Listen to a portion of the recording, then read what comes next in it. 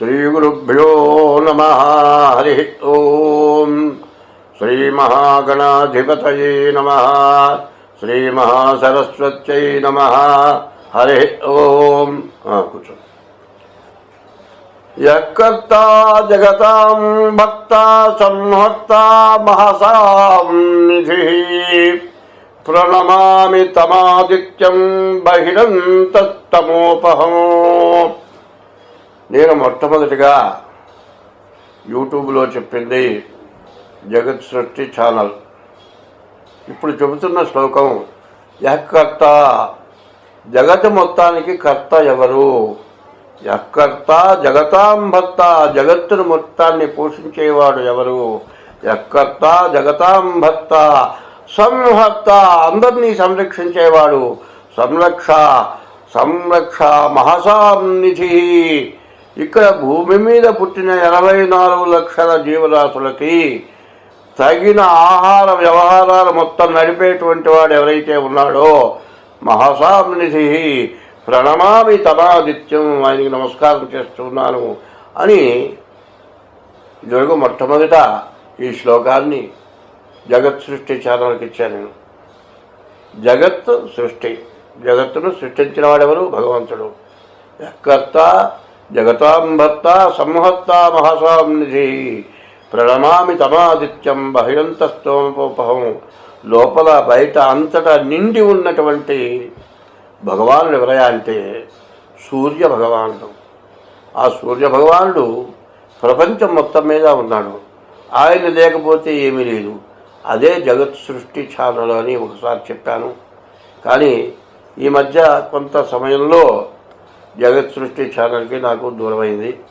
మళ్ళీ వాళ్ళ రాఘవేంద్ర జగత్ సృష్టి ఛానల్ తాలూకు నా దగ్గరికి వచ్చాడు.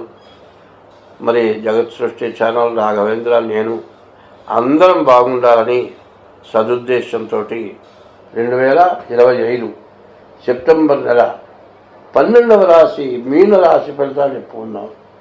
ఈ మీనరాశికి చెప్పాలి అంటే ఏలినాటి శని ప్రారంభమైంది. మార్చి 30కి శని మరి ద్వాదశానికి వచ్చాడు. ఈ ఏలినాటి శని వల్ల వీళ్ళకి చాలా కష్టాలు. గురువు కూడా అర్ధాష్టమంలో ఉన్నాడు, కుజుడు అష్టమంలో ఉన్నాడు. ఈ నెలలో ఈ రాశి వాళ్ళకి చాలా కష్టాలు. ఇంట్లో వాళ్ళకి వ్యాధులు. కనీసం నడుస్తుండగా పడి ఏ కాలు విరగటమో, అట్లా దెబ్బలు తగలటము, ఆపరేషన్లు జరగటము, తనకి మించిన ఖర్చులు, అప్పులు చేసి అప్పుల వల్ల బాధలు పడి చాలా కష్టాలు నష్టాలు పట్టడానికి బాగా ఎక్కువగా అవకాశం కనబడుతుంది. కాబట్టి ఈ రాశి వాళ్ళు ముందు డేట్ ఆఫ్ బర్త్ ద్వారా మీ జాతకం చూపించుకోండి.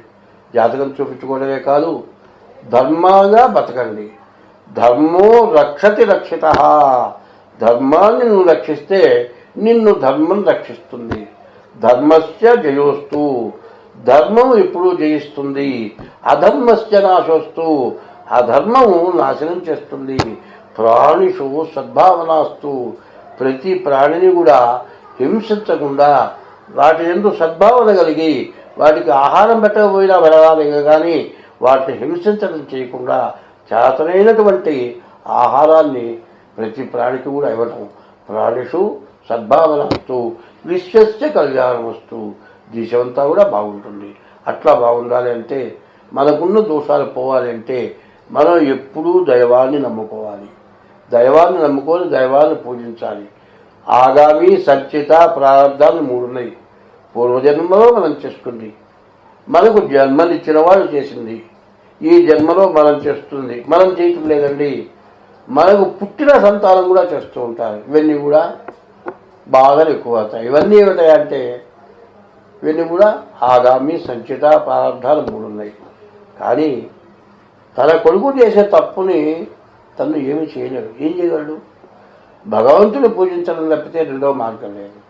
కాబట్టి దైవాన్ని పూర్తిగా నమ్మి అధర్మం చేయకుండా ధర్మంతో ఉండి, మరి ఏమి లేదండి, ఒకటే చిన్న విషయం చెబుతాను. డాక్టర్లు ఏం చెప్తారంటే, అరుగుదల లేక ఆహారం తింటే అరైన వాళ్ళు చాలామంది కొంతమంది ఉన్నారు. వాళ్ళని ఏమంటారంటే గంజి తాగమంటారు. గంజి తాగితే అరుగుదల వచ్చేస్తుంది. అన్నం తిన్నదానికంటే గంజి తాగితే బలం ఎక్కువట. ఇప్పుడున్న పరిస్థితుల్లో ఒకటే చెబుతున్నా, నాకు ఆకలి అవుతుంది అన్నం పెట్టు అంటే పెట్టినవాడు ఎవరు. డబ్బులు ఇవ్వమంటే కూడా డబ్బులు తీసుకొని అడుక్కొని చేయరాని పనులు చేస్తున్నారు. అడుక్కునే వాళ్ళకి బిచ్చగాళ్ళకి డబ్బులు ఇవ్వకూడదు అనేది 180 మంది నిశ్చయమైనారు. కాబట్టి మనం తినేదాంట్లో ఒకటి పెట్టడం అలవాటు తీసుకోవటం, మనకి ఎవరికి కూడా ఎటువంటి అపకారం చేయకుండా ఉంటాం. ఈ మీనరాశి వాళ్ళకి ఏలినాటి శని 7 సంవత్సరాల 6 మాసాలు మార్చి 30 నుండి ప్రారంభమైంది. కాబట్టి ఈ రాశి వాళ్ళు ఎంత జాగ్రత్త పడితే అంత మంచిది. మీ డేట్ ఆఫ్ బర్త్ ద్వారా మీ జాతకం చూపించుకోండి, మీకు అన్ని విధాలా బాగుంటుంది. స్వస్తి.